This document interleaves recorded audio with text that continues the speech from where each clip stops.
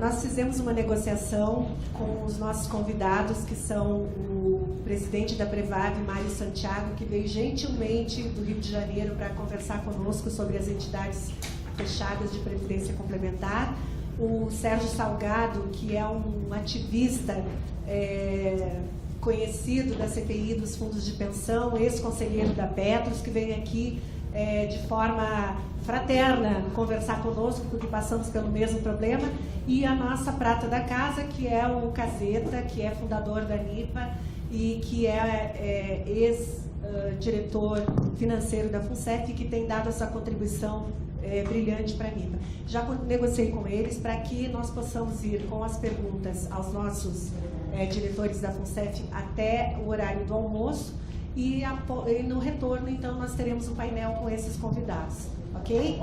Tá bom. Vamos aproveitar ao máximo a presença dos nossos diretores aqui, que é raro que isso aconteça. Obrigada.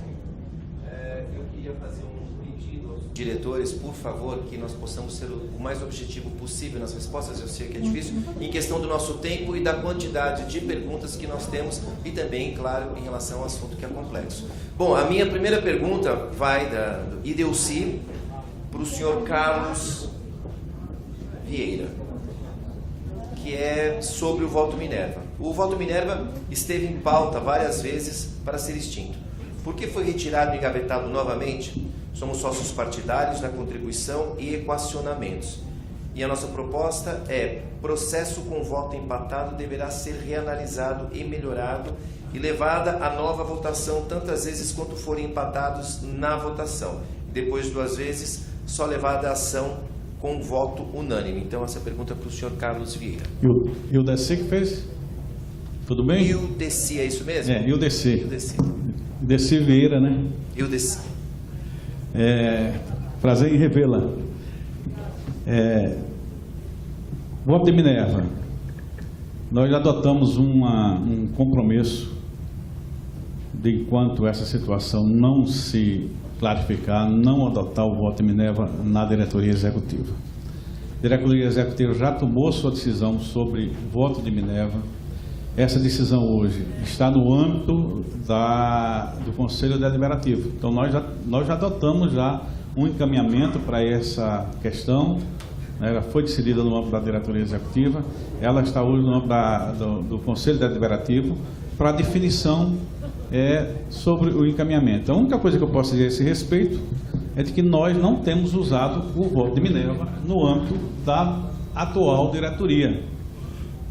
E esse procedimento de consensar as questões é o que tem sido pautado.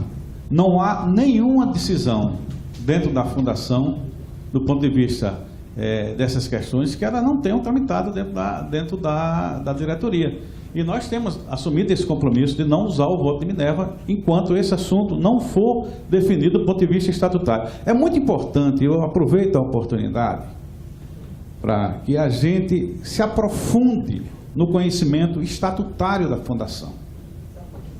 É importante que a gente leia o Estatuto da Fundação, que leia os normativos da Fundação, que se aproprie das informações, para que a gente, na hora de fazer as colocações, a gente consiga entender o contexto. A mudança estatutária de uma fundação, e o voto de Minerva, ele é uma questão que está no Estatuto da Fundação, ele é de responsabilidade e alteração estatutária de qualquer organização que se assemelha à Lei 6404, ela se dá no âmbito do Conselho Deliberativo. Então, as atribuições de alteração, mesmo que a gente possa sugerir, ela tem o seu âmbito de decisão acima do nosso ambiente. Então, tem várias questões que às vezes a gente acha que é de exclusividade, e tem uma coisa, apesar do ser humano ele gostar de navegar e de se sentir empoderado, que é uma coisa que não existe dentro da fundação. Se vocês olharem estatutariamente o limite da capacidade individual de gestão do diretor-presidente, ela é muito limitada.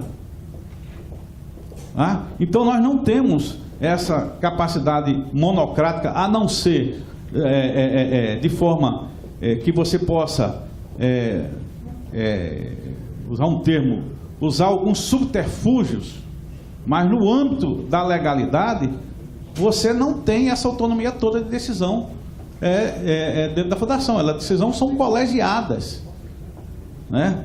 É tanto que vocês viram aqui em que algumas decisões departamentalizadas, elas prevaleceram a decisão colegiada da fundação. Então, eu aproveito só essa questão do voto de Minerva, sem querer me alongar, para dizer assim, nos apropriemos do estatuto, temos que ler o estatuto, ver o que é que tem de bom nesse estatuto, se tem alguma coisa que tem que ter mudado, né? Então, só para dizer o seguinte, não é hoje uma questão que está no âmbito da diretoria executiva, a questão do voto de Minerva. Obrigado, senhor Carlos Vieira, pela sua resposta. A próxima pergunta também é de Ildeci, não sei se é a mesma pessoa, a letra é um pouco de Ildeci, e ela vai para o senhor e para o Max, mas então eu vou pedir para que o Max, por favor, responda a pergunta do Max Costa. E a pergunta é sobre o processo da Vale. Por que, como e quais as vantagens e desvantagens desse processo? O processo decisório foi deliberado pela FUNCEF ou foi um ato da presidência? Por divulgação, foi nos dito que foi voto unânime, quando os nossos dirigentes eleitos quando que os nossos dirigentes eleitos se os nossos superiores sequer foram ouvidos. Ok, eu vou começar a responder essa questão da seguinte forma. O caso da decisão da Vale é um caso que careceria da gente ter um momento muito mais amplo de discussão. Porque também deveríamos nos apropriar do que está colocado no acordo dentro da... fugiu agora o termo. O acordo de acionista da Litel. Tá? Para entender de que nós entramos, de certa forma, engessados nesse processo. Existe, sim, uma divergência de entendimento, e aí eu acho que esse não é o fórum apropriado para se fazer um debate exaustivo sobre o tema, certo? E, de forma clara, o Max tem um entendimento pessoal sobre a questão, eu não nego e respeito o entendimento dele. De forma de governança, nós não tínhamos como fugir do processo da forma como ele estava colocado. Você tem um acordo de acionista dentro da Litel, nós estamos lá na condição de minoritários, isso foi pedido, e aí eu espero para a gente decidir sobre isso, que a gente foi decidido no âmbito da diretoria executiva, alguns encaminhamentos, certo? E uma coisa muito clara, tá? Nós temos um processo em curso, aonde você era componente, ou é componente de uma estrutura chamada Litel, e que nós temos que estudar o acordo de acionista dentro da Litel, para ver o nosso voto dentro da Litel, só para vocês terem ideia, na condição de minoritários, e hoje a gente pode falar abertamente dessa situação, senão nós poderíamos, se a gente tivesse trazido à tona no momento inadequado, ser responsabilizado pela CVM sobre algumas questões, tá? E aí eu não quero, por isso que eu não quero entrar do meu ponto de vista aprofundar, mas nós pedimos, inclusive, eu particularmente pedi a patrocinadora, a Previc, e nós estamos fazendo uma investigação completa sobre Vale, desde que nós entramos. Desde o momento que nós entramos. Porque nós não estamos na Vale de hoje. E essa decisão que nós tomamos, tá, foi uma decisão carreada por todo um contexto. Contexto de natureza legal e de governança. Agora, não adianta que a gente ficar num processo de tese de antítese. O Max tem suas visões e eu respeito particularmente a visão dele sobre a questão. Nós temos conversado sobre isso. Essas conversas têm tido na maior forma republicana, certo? Nós temos tido no ambiente da diretoria executiva e em outros ambientes discutido isso, né? Então, assim, não dá para se alongar aqui, isso cabe uma discussão mais ampla, é muito mais profunda, né? Tem uma outra visão e só quero dizer que existe sim um pedido feito por nós, né, para que nós, do ponto de vista da Previc, do ponto de vista da patrocinadora e do ponto de vista interno, nós tenhamos uma compreensão desse processo com mais clareza. Eu acho que o Marcos tem alguma coisa a falar a esse respeito, eu vou passar para ele.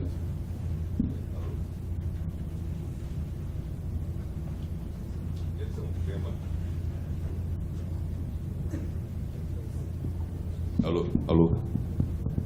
Ouviu bem? Esse é um tema que se tornou recorrente porque ele ainda não morreu. Essa semana mesmo teve mais uma etapa do processo de reestruturação da Vale, que foi a chamada de uma Assembleia Geral Extraordinária da companhia para decidir o que fazer com relação aos cerca de 15% de portadores de ação PN, que é a ação que não tem voto, as ações ON têm voto, que se recusaram a converter suas ações de PN em ON. Ou seja, tem 15% que entenderam, talvez pelos mesmos motivos que eu, que não era um bom negócio para eles, que se recusam a ir à frente desse processo. Entenderam? Por razões diversas das nossas, eles são investidores em outro espectro, nós estamos no espectro de investidores e controladores, estávamos, né? Tem gente que ainda assim, com todas as promessas e toda a propaganda, vocês viram a Globo News, a CBN, dizendo que convertam suas ações, é uma maravilha, os fundos gerenciados pelo Bradesco, chamando, venham aqui, investidor individual, corram aqui, assinem um documento dando poderes para eu representá-los nas assembleias, que é um maravilhoso negócio para você. Só ninguém disse que negócio maravilhoso é esse. É bom para o mercado. Olha, quem é o mercado? Vocês conhecem o cidadão, o CPF dele, o CNPJ do mercado? Uma coisa pode ser boa para o mercado, não ser boa para a gente, e outra coisa pode ser boa para o mercado, ser boa para a gente. Não dá para trabalhar com esse tipo de propaganda que foi usada para enganar. Mercado é um ente etéreo. Eu posso estar sendo beneficiado, uma coisa que beneficia o mercado, posso não estar. Mas, resumidamente, então o processo não morreu, nós temos ações na justiça, que eu, o Delvo e o Augusto assinamos e promovemos, que ainda não foi julgado o mérito. Esperamos, vamos instruir melhor esses processos, estão no prazo de instrução, nós vamos instruir melhor e entrar com novas ações, inclusive, para tentar reverter esse processo ainda. Temos representação do Ministério Público, temos representação do TCU, porque o TCU também foi prejudicado ao permitir que o prêmio que ele tinha, tal qual nós tínhamos também, sobre o ágio embutido no controle fosse destruído, ou seja, houve uma anuência de destruição de valor de um grupo de acionistas a pretexto de beneficiar um mercado que ninguém sabe exatamente quem dentro desse mercado está sendo beneficiado. Mas a gente tem umas suspeitas bem sérias de alguns deles. Entendeu? Então, nós estávamos como controladores num bloco, 4 fundos de pensão, numa caixa, uma empresa caixa chamada Litel, só para representarmos.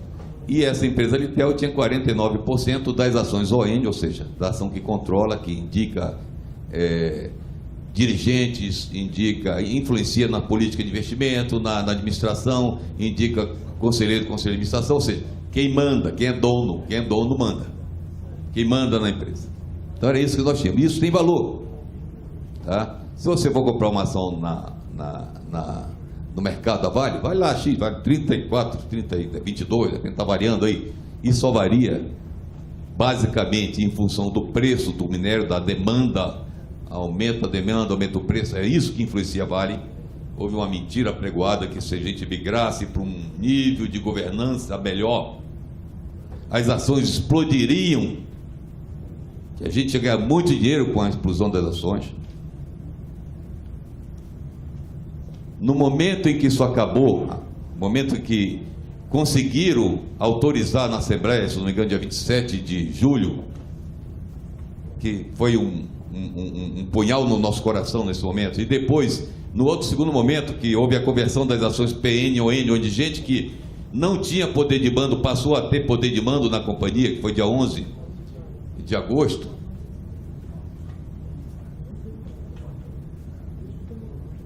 As ações tinham que ter explodido, porque pronto, eles conseguiram o objetivo dele. Aquilo que eles prometeram, que agora não há mais um bloco definido de controle, ou seja, destruir o valor que tínhamos, que era o controle, sem nos remunerar devidamente, até porque os 10% que eles alegam que nos pagaram de fora para dentro. Imagina você vender uma coisa, um bem seu, e o comprador diz: eu vou te pagar esse valor e sinta-se satisfeito.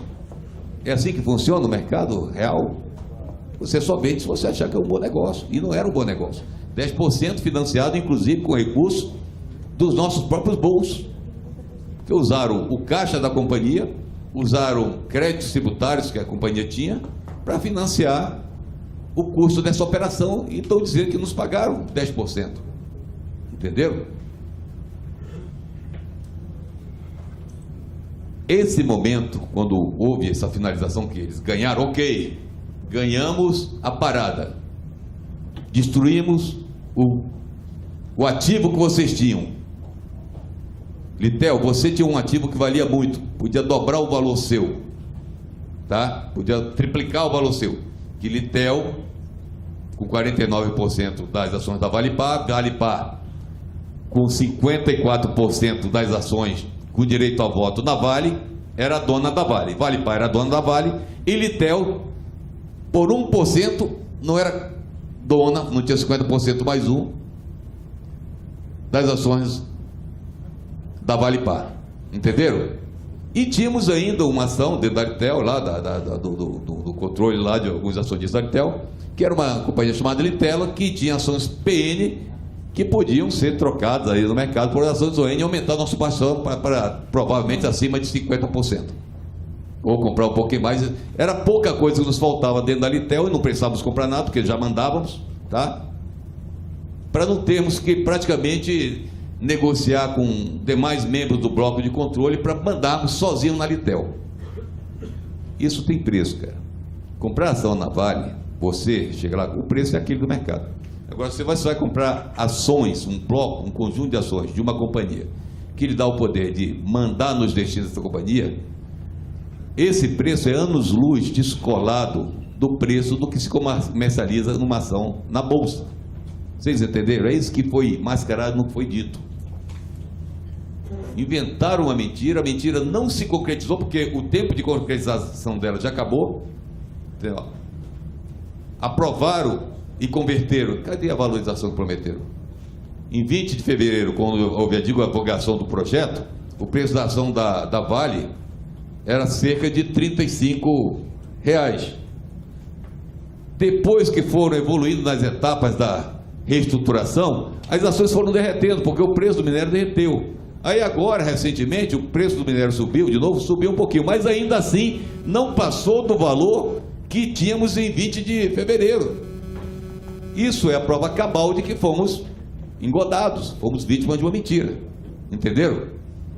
Por isso que eu estou denunciando nos 4 ventos e esperamos reverter isso. Vai ser dificílimo, mas se não revertermos, vamos responsabilizar todos que individualmente ou coletivamente deram aso a esse problema, e vamos tentar reverter as empresas que participaram vendendo pareceres falsos, remunerados por nós para atender clientes que tinham interesses divergentes dos nossos.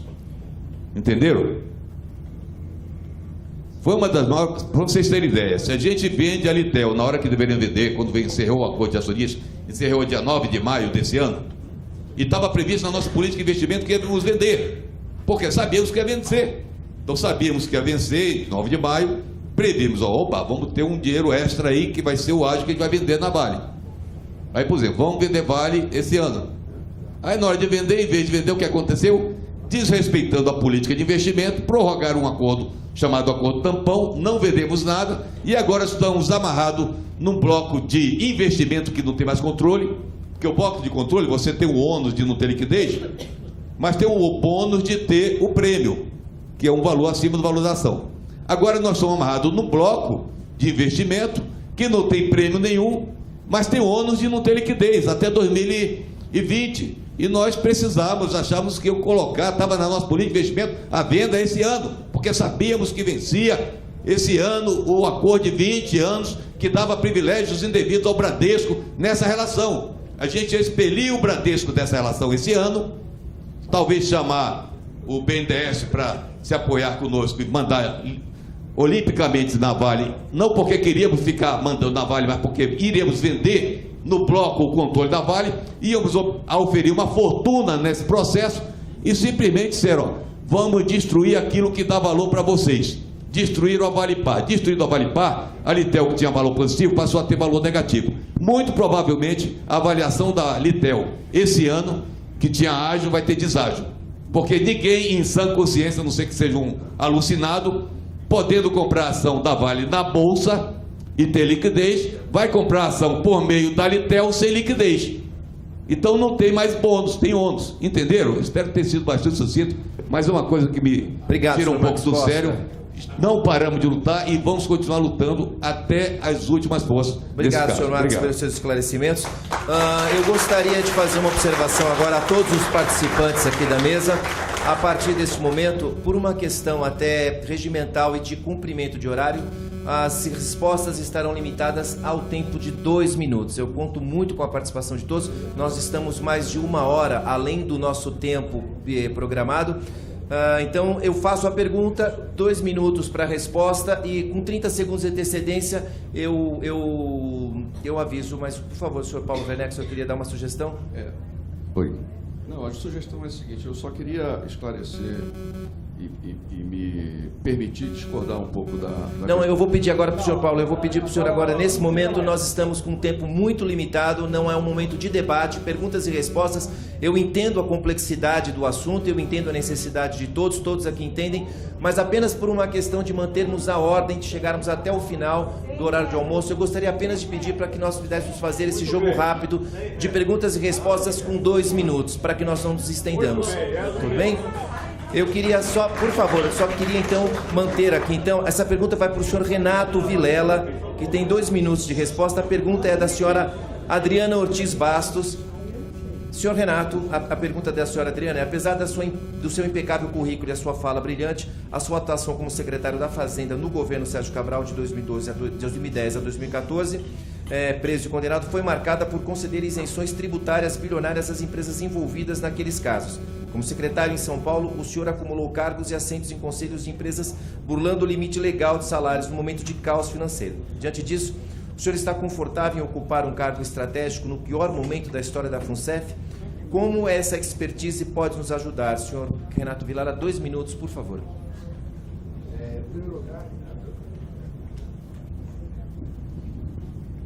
Está aberto. Muito obrigado. Em primeiro lugar, eu agradeço a gentileza e a elegância da pergunta. Tentarei ser elegante da mesma forma. Na realidade, senhora Adriana, a minha atuação no governo Sérgio Cabral foi uma atuação técnica e voltada para as melhores práticas para tentar manter o equilíbrio fiscal do Estado, que infelizmente, por vários motivos que todos conhecem aqui, não foi necessariamente possível. Para sua informação, a concessão de isenções tributárias não passava pela Secretaria de Fazenda justamente pelo fato que, se passasse, seriam negadas. Então, existia um processo que ocorria fora da Secretaria de Fazenda, são processos que são... A isenção é uma decisão do governador através de decreto, e se a senhora tiver paciência e verificar os decretos que foram colocados, eu não sei onde é que a senhora está, não posso olhar para a senhora, se a senhora tiver paciência e for procurar ver, não há a assinatura do secretário de Fazenda em nenhum dos decretos de concessão de benefícios fiscais no caso do Rio de Janeiro. Se a senhora for olhar com calma, a senhora verá a trajetória fiscal do Estado, causas e consequências de uma série de medidas que foram colocadas, foram sentidas, a questão do derretimento do mercado de petróleo foi responsável, não digo que não foi responsável a questão de benefícios fiscais, mas principalmente, olhando com detalhe os relatórios de gestão fiscal, verifica-se que o grande problema fiscal do Rio de Janeiro foram os salários. Concessão de salários sem levar em consideração, entre outras coisas, os impactos previdenciários. E todos nós temos informações, temos dados, temos relatórios que foram colocados, todos os tomadores de decisão em relação à questão de salários, que não é só a Secretaria de Fazenda, 30 segundos. às vezes nem a própria Secretaria de Planejamento, todas as autoridades foram avisadas, alertadas e muito bem informadas acerca das repercussões de médio e longo prazo de todas as medidas que foram tomadas. Infelizmente, a decisão não é uma decisão técnica, é uma decisão política tomada não só no Executivo, mas principalmente na Assembleia Legislativa. 2 minutos e meio, tá, senhor Renato, desculpe, perdão. Tá bom. Então, para cumprir o meu prazo, qual é exatamente o ponto final aí? A segunda questão? Não, ninguém perguntou se eu poderia ajudar, perguntou se eu estava confortável. Estou sim. Como essa expertise pode nos ajudar? Na verdade, era essa... Eu acho que essa pergunta foi em parte respondida na minha apresentação anterior, tá certo? Eu acho que posso discorrer mais se for possível. Mas, repito, eu estou confortabilíssimo. Obrigado, senhor Renato. Obrigado. Vou fazer agora uma pergunta para o doutor Paulo Chueire, do Jurídico. A pergunta é de Luiz. Eu, infelizmente, não consigo identificar o sobrenome dele. Agita ou alguma coisa assim. Oi? Gaceta, perdão. Senhor Luiz, para o senhor Paulo, ante as constatações de processuais e de tratamento diverso de preços, foram ou serão responsabilizados os chefes da área jurídica pelos mesmos? Haverá protesto interruptivo da prescrição? Não sei se eu fui claro na pergunta. Sim, foi claro. Senhor Gazeta, respondendo, os relatórios de auditoria promovidos já foram encaminhados ao Ministério Público Federal e Polícia Federal para apuração pelos órgãos competentes. E o processo como um todo vai ser apurado pela Comissão Técnica de Apuração. E vários desses ex-gestores, possivelmente eu não conseguiria buscar uma reparação, mas criminalmente, uma eventual reparação civil, uma eventual ação criminal, eu consigo buscar essa reparação. Então, respondendo, está no Ministério Público Federal, Polícia Federal, para promover as devidas investigações penais que são competências desses órgãos, vai para a Comissão Técnica de Apuração e estamos quantificando o total desse prejuízo, que não são só contra eventuais ex-gestores, mas são contra os prestadores de serviços que também nos deram causa. Não sei se fui claro na resposta. Obrigado. Lia quer falar, né? A Lia vai...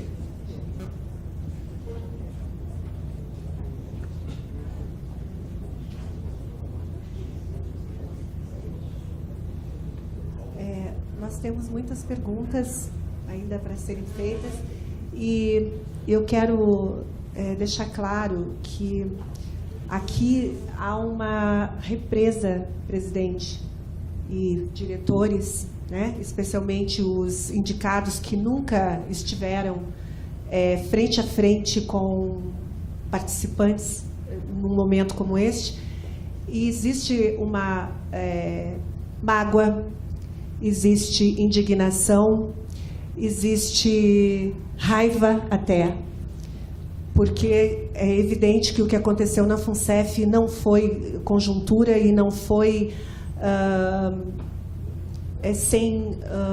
pelo que se vê na Greenfield, sem dolo. E nós temos algumas perguntas ácidas aí, e eu peço não desculpas, mas peço que ouçam as perguntas e entendam o espírito que vai nelas, que ditas de uma forma até ácida, elas ainda expressam algumas verdades. Então, vem aí mais algumas perguntas e nós só não temos como prática a censura. Quem me conhece na ANIPA, eu administro um grupo da ANIPA no Facebook, eu não pratico censura de forma alguma, nem quando são extremamente agressivas ao meu trabalho. E eu falo o meu trabalho porque as pessoas não me conhecem, não devem agredir a minha pessoa. Então, eu peço que ouçam as perguntas e entendam o espírito que vem nelas. e não é pessoal, ninguém veio aqui para ser destruído ou derrubado, né? Mas eu acho que é um momento em que, mesmo, e repito, venha uma certa acidez, eu peço que os senhores tenham essa compreensão e respondam na medida do possível, porque eu tenho certeza que tem muita verdade nessas perguntas, ainda que num tom mais ácido. Mas é uma ou outra, não serão todas, com certeza. Posso contar com essa compreensão? A menos que haja uma deselegância muito grande, nem eu mesma permitirei. Ok? Obrigada. Obrigado, gente. Então vamos à próxima, que é uma salgadinha. Ok. Mas... E lembrando apenas que as perguntas chegam até a mim, já vieram pré-selecionadas, e o meu papel aqui é apenas transmiti-las a todos vocês, tá? Eu sou apenas o bom mensageiro. Não mate o mensageiro, né? Não mate o mensageiro. Eu sou apenas o... Exatamente. Bom, já conseguindo essa pequena descontração aqui, eu quero fazer uma pergunta agora. Eu não, né? Tem uma pergunta direcionada ao senhor Carlos Vieira, da Rosângela Baratella. E a pergunta é a seguinte: a presidência do CD é um cargo extremamente estratégico para a Fundação. Como ainda o senhor permite que o senhor Joaquim Lima, investigado e denunciado, e que hoje se divide com assessoria ao senhor Moreira Franco e ao Planalto, permaneça na presidência do CD? 2 minutos, senhor Carlos. Eu passo essa pergunta também para as outras pessoas que acompanham a diretoria executiva. Se nós temos poder sobre isso aí. E se a voz dessa condução é minha. Ou se é uma questão estatutária, Rosângela, né? Tá? Então, assim, eu queria que você visse estatutariamente, e eu nunca vi em canto nenhum, o poder do diretor-presidente da Fundação de destituir o presidente do conselho. Isso é algo que seria inédito do ponto de vista ilegal. O contrário é que acontece, né? É o contrário que acontece. Então é importante que a gente veja essas questões. E outra coisa, Lia, não se preocupe que essas pessoas que estão aqui, eu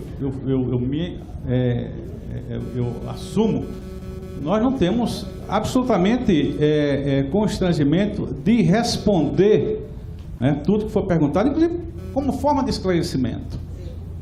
Tá? Então, apenas eu substituo esse entendimento. Esse entendimento não é de responsabilidade nossa, né?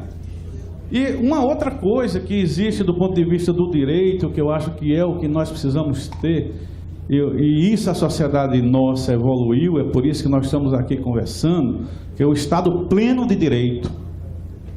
Permite que as pessoas acusadas, elas tenham também seu direito legal de responderem. Então nós não podemos prejulgar ninguém sem o Estado de Direito ele prevalecer. E é com respeito ao Estado pleno de direito que nós temos feito na FUNCEF a condução das apurações da forma como nós estamos fazendo. Porque além do meu entendimento pessoal, além do entendimento pessoal do Max, além do entendimento pessoal do Werneck, do Vilela, do Paulo e dos outros que não estão aqui, 30 segundos. Existe uma lei que rege. E foi exatamente o Estado pleno de direito que permite e que permitiu que nós tenhamos a possibilidade de estar passando a limpo um monte de coisa nesse país. E foi em respeito a exatamente essa condição que nós tivemos a coragem de estar compondo uma diretoria da forma como nós estamos compondo. 2 minutos e 30, senhor Carlos. Era exatamente isso que eu queria dizer. Obrigado. Temos outra pergunta agora para o senhor Carlos Vieira novamente. Senhor Carlos, essa vem do Luiz Carlos. E a pergunta é a seguinte: senhor Vieira, falou-se muito em mudança de posturas, mas como explicar e fazer o participante crer nessa nova postura se o presidente do CD está lá dentro do Palácio do Planalto, bem como já foi respondida, né? Perdão. Essas perguntas chegaram até a mim através da triagem, então, novamente, outra pergunta para o senhor Carlos Vieira. Senhor Carlos, da Márcia Barreiro. Estão previstas mudanças no estatuto da FUNCEF em sua gestão? Caso sim, quais seriam? Mais 2 uma minutos. vez, Márcia, cadê a Márcia? Eu gosto de olhar, né? Tudo bem? Essa questão, novamente, olhem como é regido o estatuto e de quem é a responsabilidade pela mudança estatutária, né? E não sei se vai ser disponibilizado, mas eu vou pedir para disponibilizar para todos o meu comportamento e as minhas palavras na reunião de ontem do Conselho Deliberativo da Fundação. E a postura de todas as pessoas e o encaminhamento que foi dado sobre esse assunto.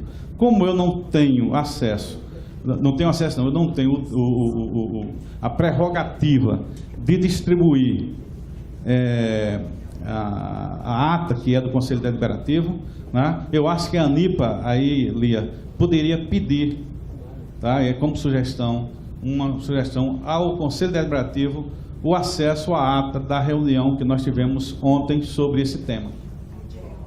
Tá bom? Obrigado. Outra pergunta para o senhor Carlos Vieira. A Lia está aqui me ajudando na triagem para que a mensagem... Mais à frente. A Lia, então, a presidente da ANIPA. Desculpem, não é censura. É apenas organização de ideias. Só um segundinho aqui, doutor. Quando eu fui tentar conversar aqui com o Max, e aí teve, não pode réplica, não sei o quê, tréplica, não sei o quê. Assim, a diferença de visões e discussão dentro dessa fundação é saudável.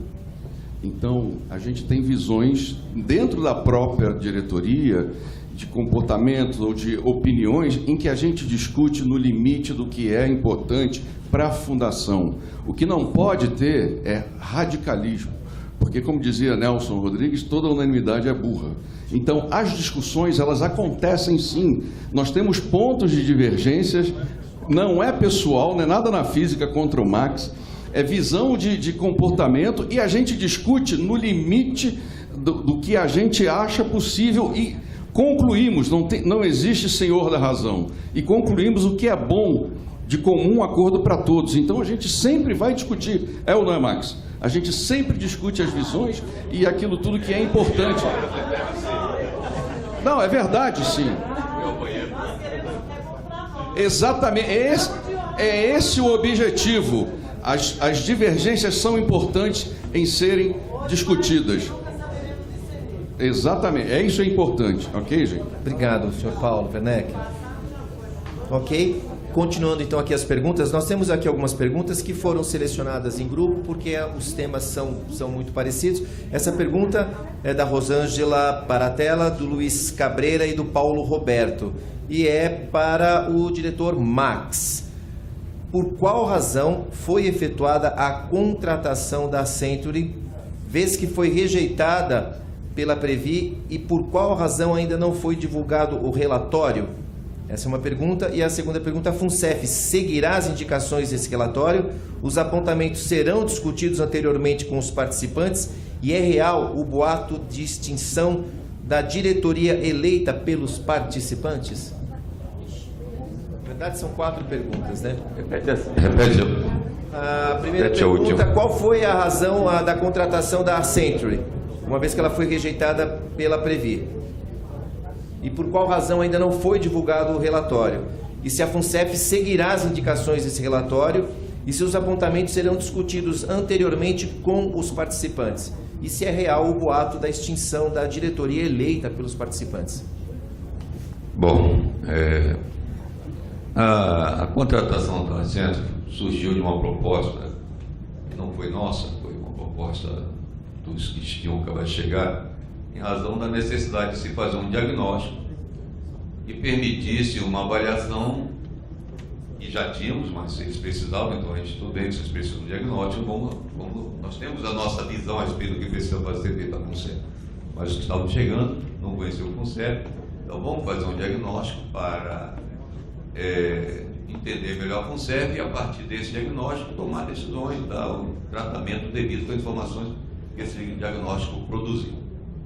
Não sabíamos que seria a Centro. Para mim foi uma contratação legítima por conta de quem chegou, em função da necessidade de enxergar o quadro, já que são duas representações ali, eleitos e nomeados, e eles queriam ter essa visão. Falei, ok, vamos lá, vamos fazer o diagnóstico. Ocorre que o diagnóstico, na nossa avaliação, a gente aprovou, ok, extrapolou. Pedimos diagnóstico, ele trouxe uma prescrição, diagnóstico e uma prescrição. Num trabalho que eu particularmente qualifiquei de sofrido, extremamente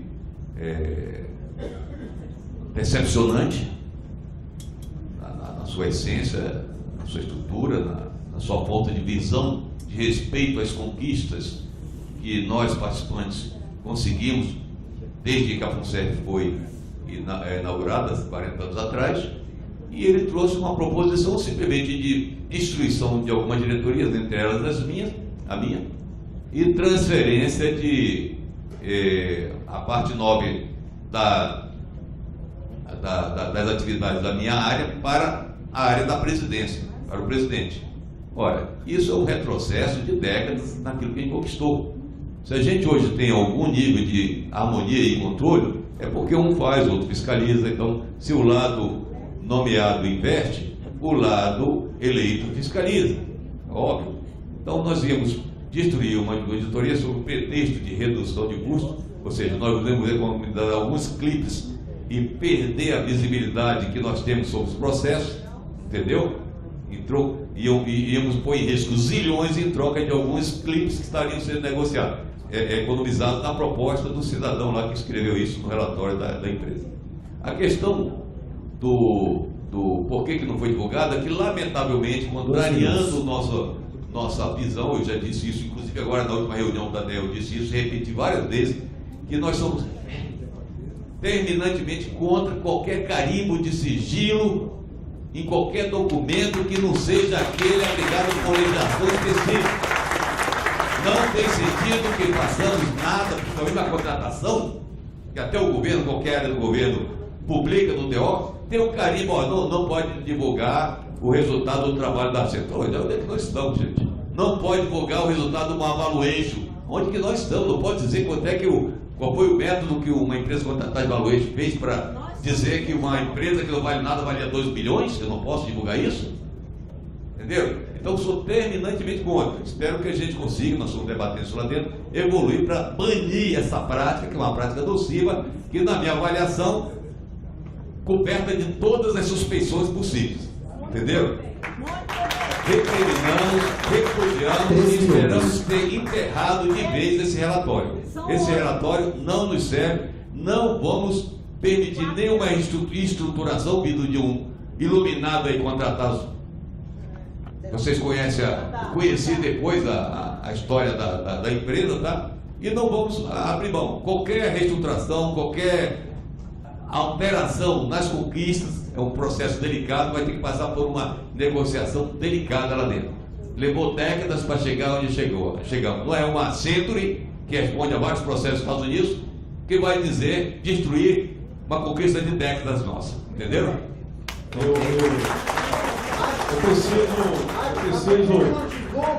Eu preciso, exatamente, eu queria duas coisas, Caceta, que eu precisaria... Não divulga por causa do carimbo de sigilo. Mas rasga esse carimbo. Eu não sei onde está o carimbo de sigilo, Max.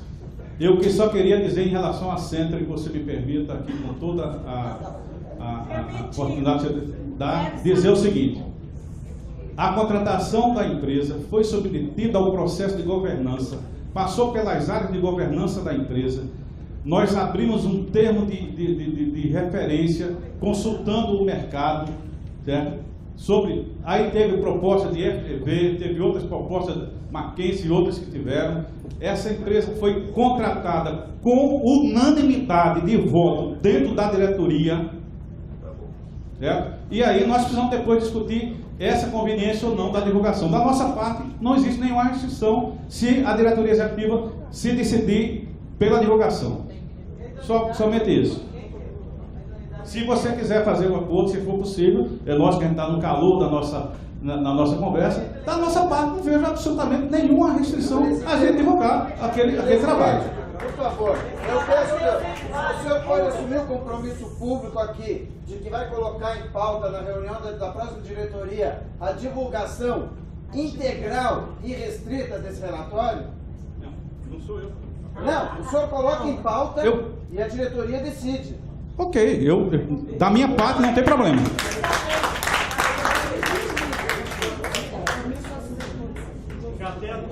Olha, e a idoneidade da empresa, a diretoria não viu? Pelo amor de Deus, unanimidade. olha aqui, pessoal, eu acho que independente agora do processo de aprovação da contratação dessa Accenture e da história que nós levantamos e que realmente nós ficamos bastante assustados com a história dessa empresa, independentemente disso, o relatório está pronto, está pago.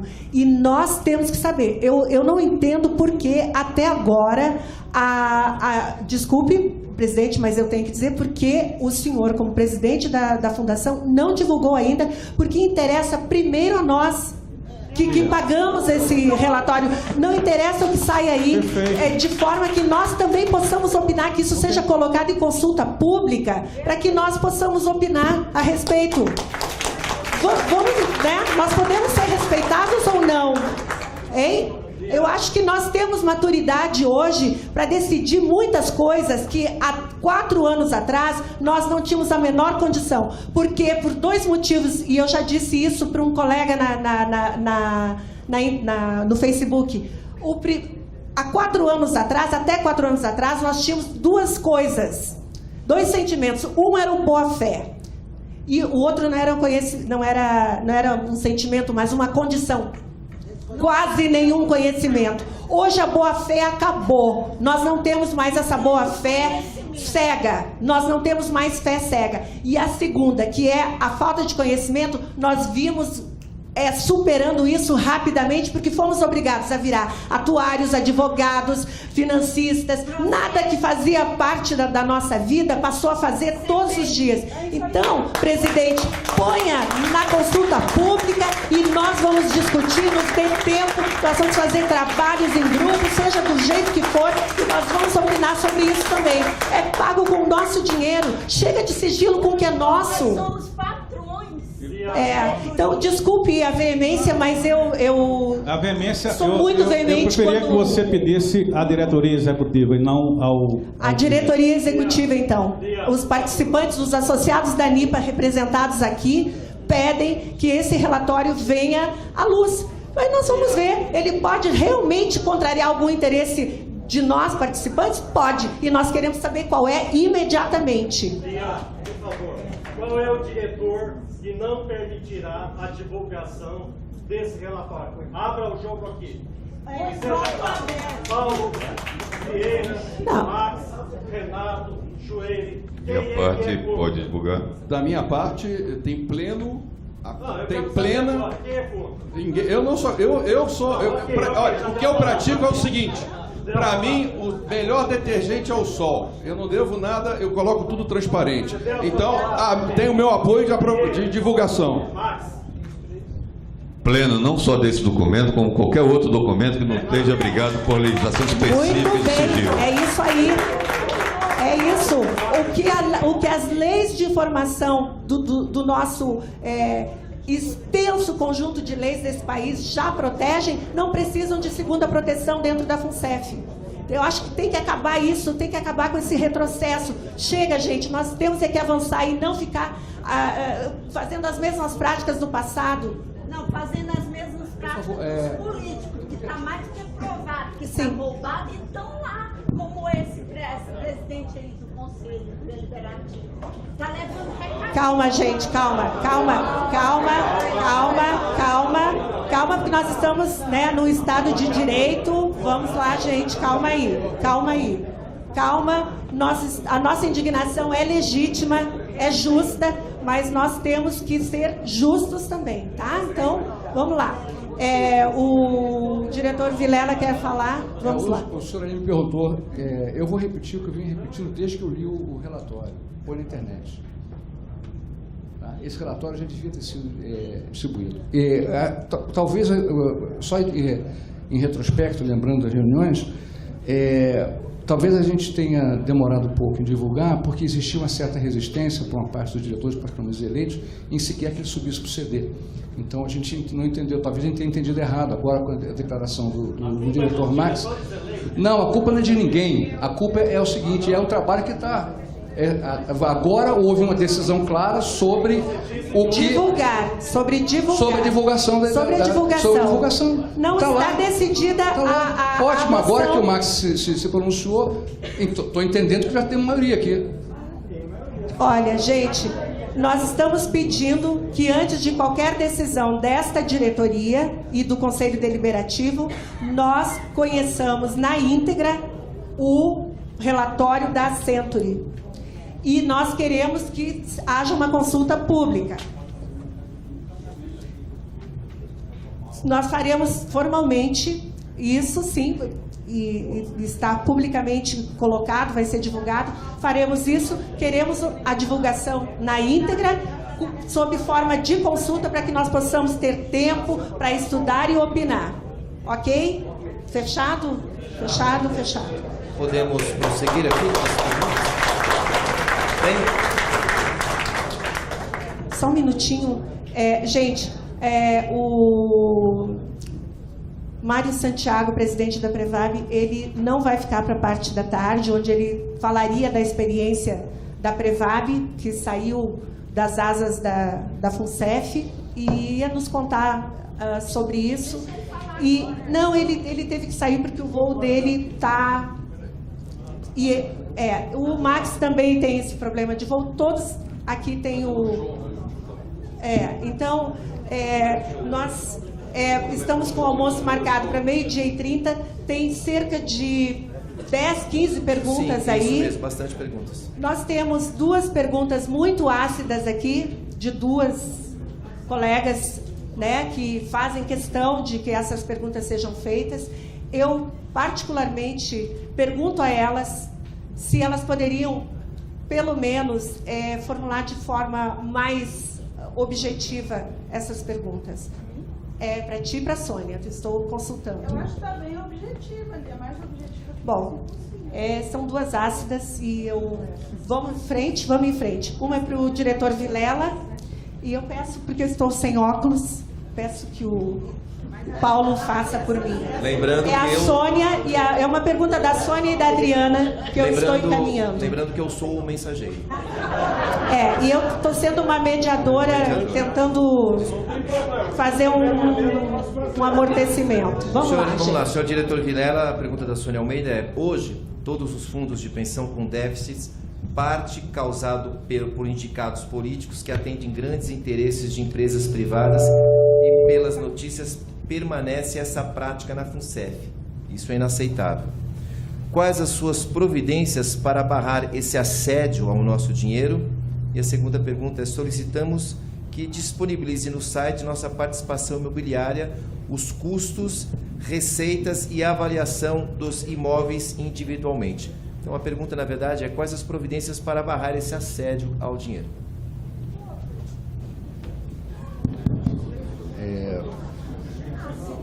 Agradeço a pergunta bem pertinente. Alô?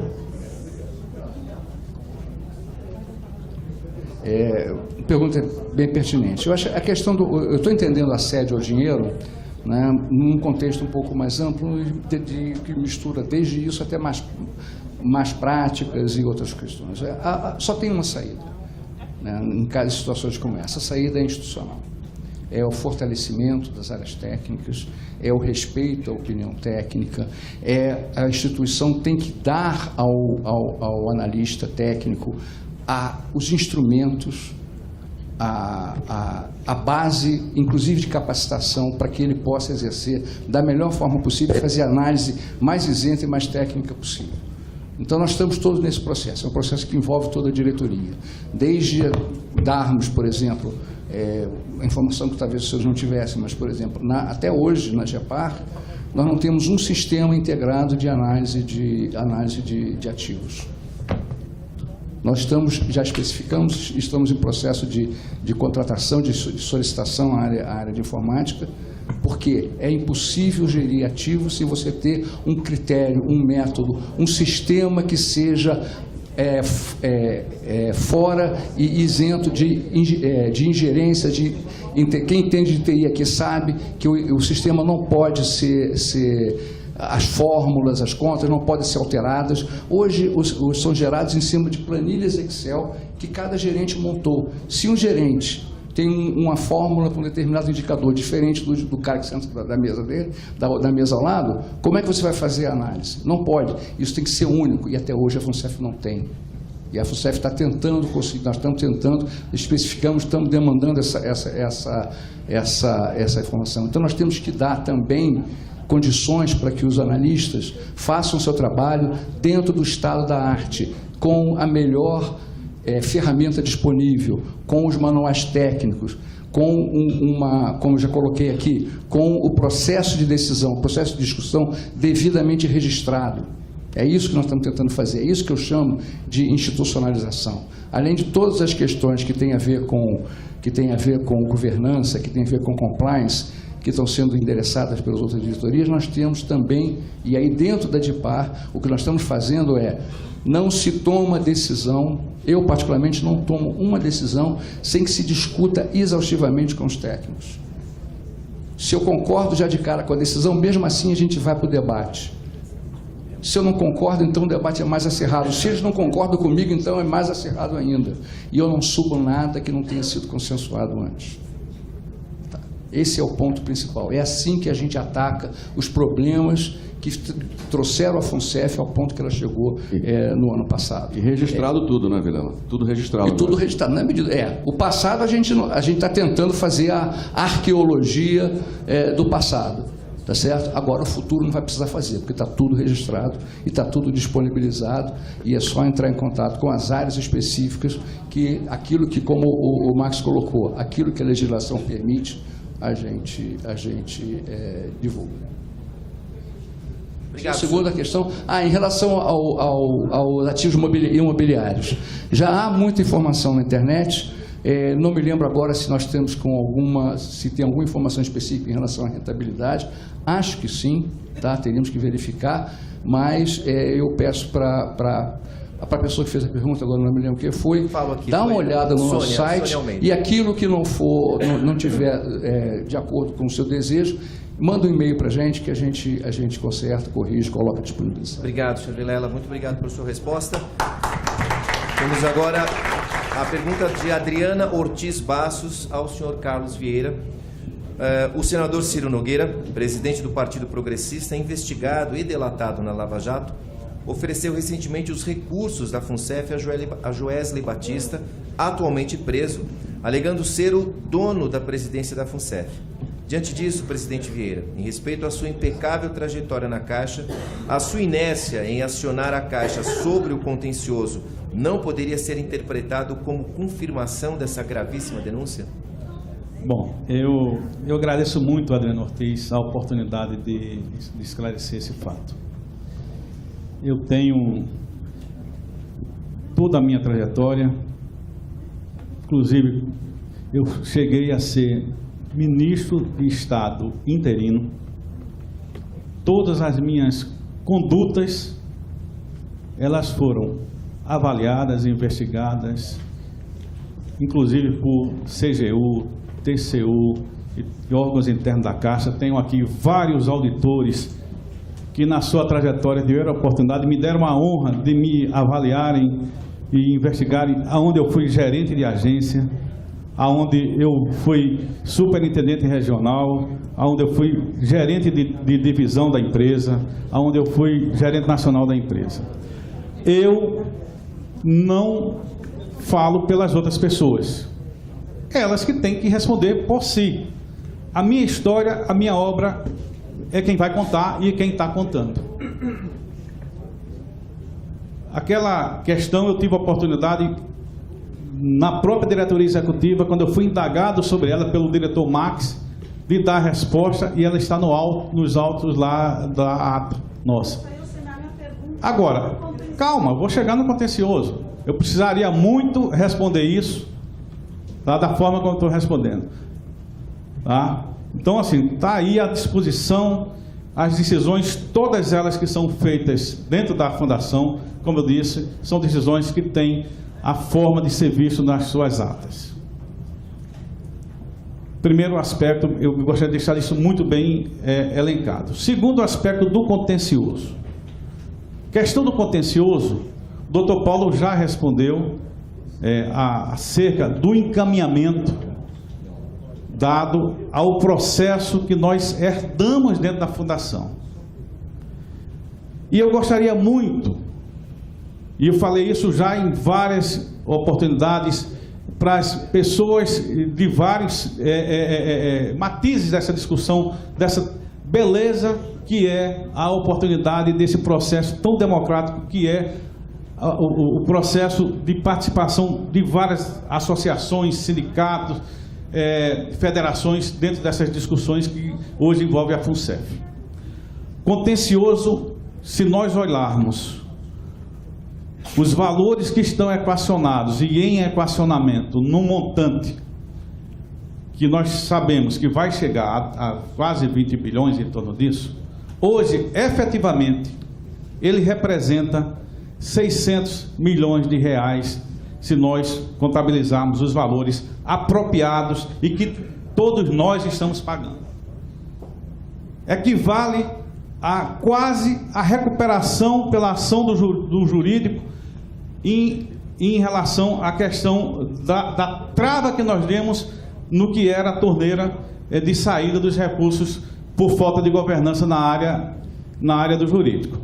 Segundo aspecto, a discussão do contencioso, ele é um assunto importantíssimo e o nível de urgência dele não requer que a gente se arvore num processo litigante com a patrocinadora.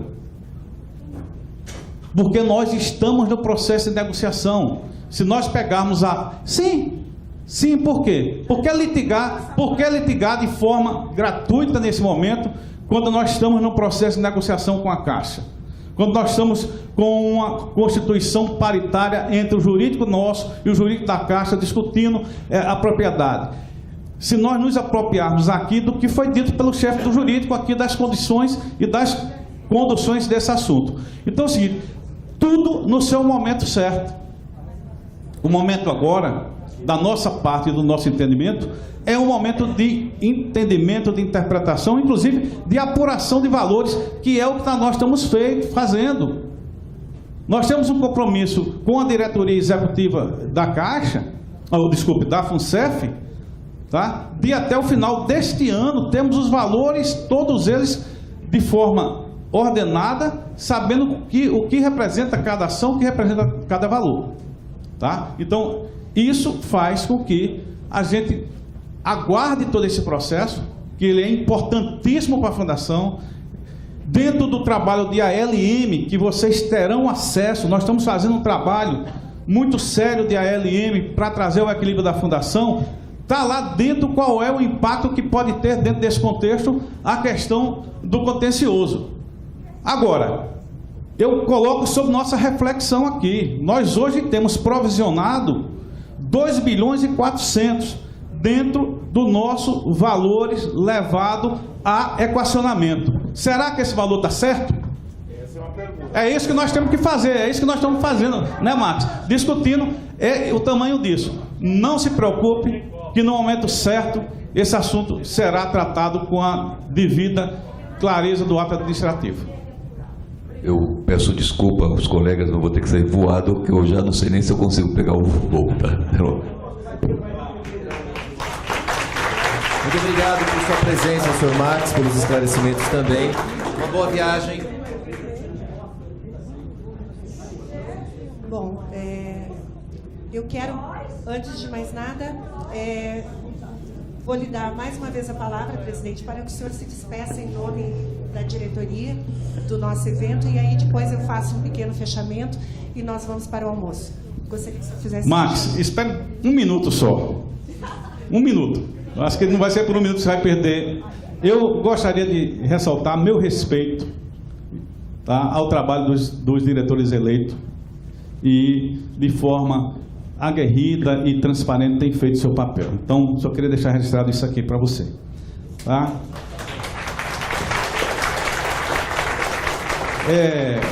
Eu tenho dito, tá? Eu tenho dito que a nossa conduta, pelo menos a minha chegada, eu não quero me eternizar como diretor-presidente da Fundação.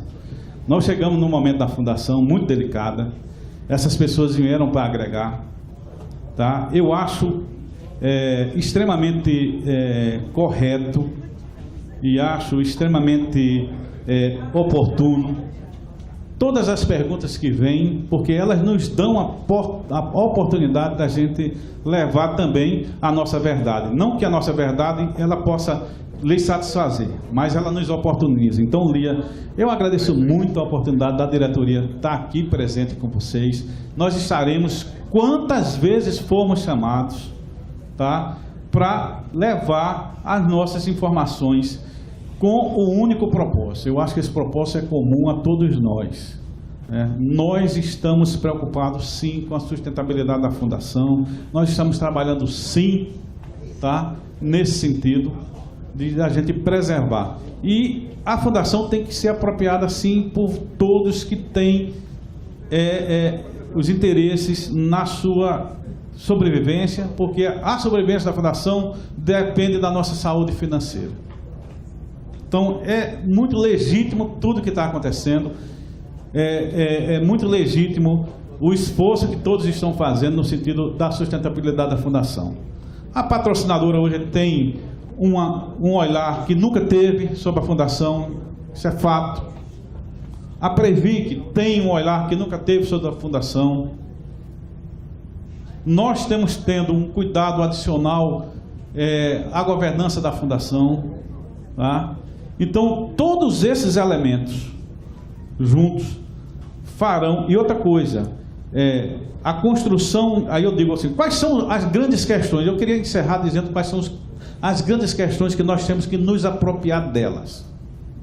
Primeiro, a questão do ALM, que foi dito aqui. É importante que a gente verticalize, mesmo que a gente não seja atuarial, mas a gente contrate um atuário para fazer um trabalho nesse sentido para a gente. Nós estamos cuidando disso. Pela primeira vez, a Fundação tem uma discussão e o fortalecimento e a geração de musculatura da gerência média, porque quem cuida das organizações, e foi assim, e é assim também nas nossas organizações, é a gerência média.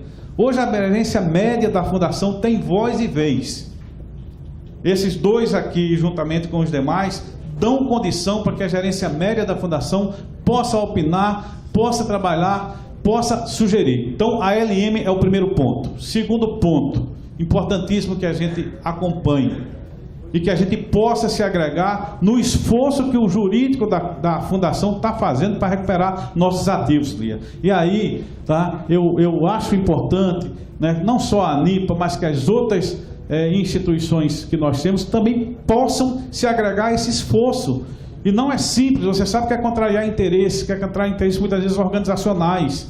O que está sendo feito é um trabalho muito sério e firme que o jurídico está fazendo. Por quê? Toda recuperação de ativo do jurídico, ele repercutirá em diminuição de equacionamento. Todo o equilíbrio que nós tivemos em ALM representará recuperação de ativo. Então, segundo aspecto. Terceiro aspecto, importantíssimo, viu, Adriana? A discussão do contencioso, o aprofundamento, a verificação disso. Muito sério também. O quarto tema, tá, disso aí. Nós, e aí, eu acho que isso é unânime, é uma das coisas unânimes que tem na diretoria. Nós não vamos maquiar as informações da Fundação. Quando nós chegamos lá, nós vimos que nós tínhamos, e aí para aqueles que entendem um pouco mais de atuária, sabem, nós tínhamos uma meta atuarial inalcançável, da forma como era exposta. E já foi tecnicamente explicado aqui pelo Paulo Werneck, eu não vou me alongar nisso. Tá? Nós fizemos um esforço muito grande e corajoso, quando essa diretoria se compôs a partir de setembro do ano passado, de ir paulatinamente reduzindo a taxa, no caso real, porque não adianta eu dizer que vou dar uma remuneração de 7%, certo? Para ajudar no fluxo de caixa descontado, e durante vários anos eu não ter atingido a meta atuarial. E o exemplo disso está agora. Em julho nós atingimos a meta atuarial. Então, essas questões são muito relevantes, né? E que vocês precisam se apropriar disso, porque a FUNCEF não é minha, eu estou lá transitoriamente, certo? A FUNCEF é de todos nós. Muito obrigado.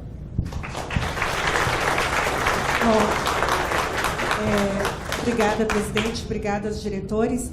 Eu acho que tem que ficar registrado aqui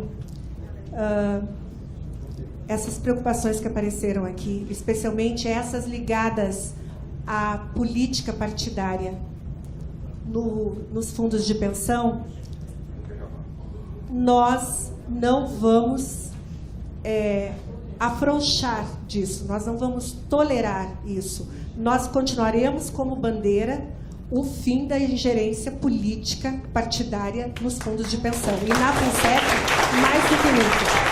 Daí o senhor receber essas perguntas, daí o senhor Vilela, o senhor Werneck receberem as perguntas que receberam e de um jeito ou de outro, mal formuladas ou não, ou eivadas de sentimento, esse é o grande problema que nós enfrentamos. Muito mais do que a técnica, nós enfrentamos a ingerência política partidária. Foi isso que acabou com a FUNCEF. E o que resta dela não será submetida a isso.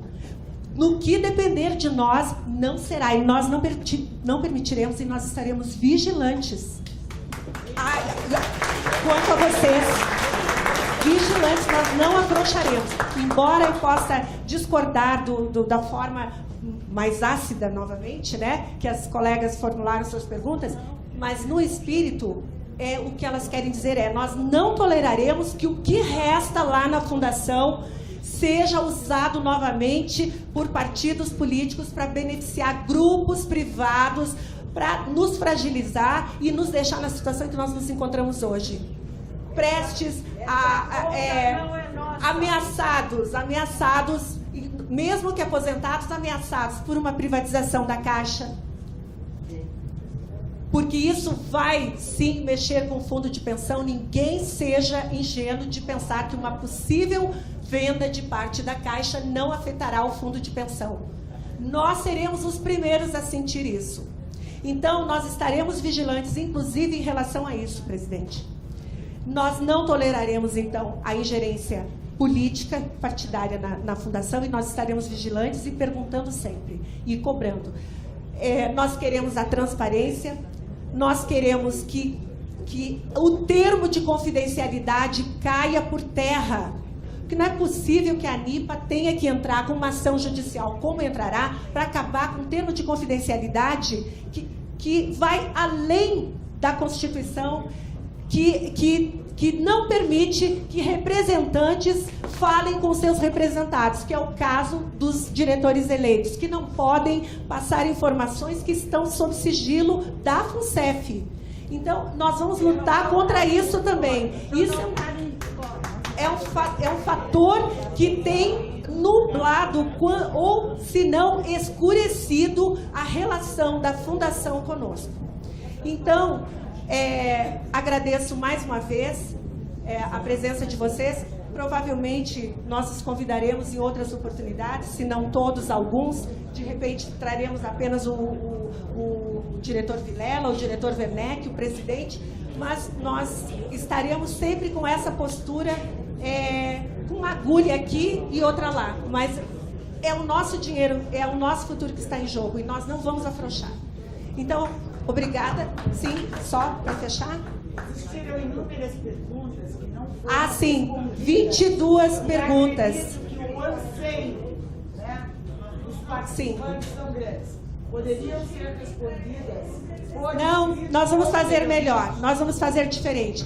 Nós vamos pegar essas perguntas, vamos enviar a diretoria, e elas estarão lá no nosso site, lá na área exclusiva do associado, para que todos tenham acesso de que nós mandamos, ok? Agora, gente, vamos ao almoço, que ninguém é de ferro, os diretores e o presidente, né? É verdade, estão convidados, caso tenham disponibilidade. Bom, então nós retornaremos aqui às 13 horas e 30 minutos, daqui a 45 minutos.